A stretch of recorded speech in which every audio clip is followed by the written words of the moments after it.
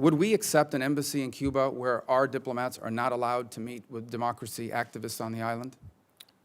We would not curtail the activities we're doing now, which is meeting with democracy activists. And one of the so- things that we're trying to negotiate is opening an embassy in Cuba. Correct. And she's saying, in order for us to open an embassy in Cuba, and as you've said, she's a serious person who speaks with authority, she's made very clear yesterday that in order for us to open an embassy in Cuba and allow our personnel greater freedom than they have now, we would have to agree not to allow them to interact with democracy activists. Is that a condition? Can you categorically say today we will never accept that condition on our personnel?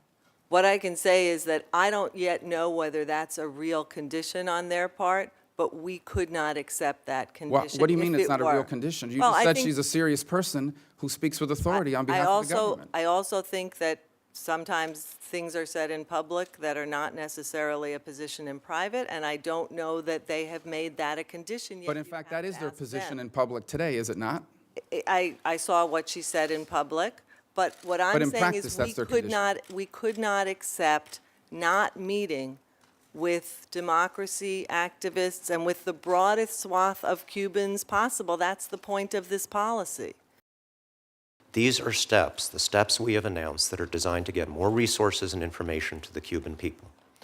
And imagine what would have happened if we had gone to the Castro government and said, open up your political system, or else we will not help connect Cuba to the internet, or else we will not help these small business people. How much do you think we could have gotten for that, even on the question of diplomatic relations? As Senator Rubio pointed out, they are now, at least rhetorically, trying to put conditions on that. This is not something that they themselves are very comfortable with. They are nervous about it because it does create these possibilities, not guarantees, because Senator Menendez is also absolutely right. It now depends on them, on their willingness to unleash this stuff, and they may not be willing to do that. But it does put the burden on them, and that makes them nervous, and that is the point of this strategy. The nature of the Cuban regime has not changed, and we have not claimed so. Do you believe that it will change?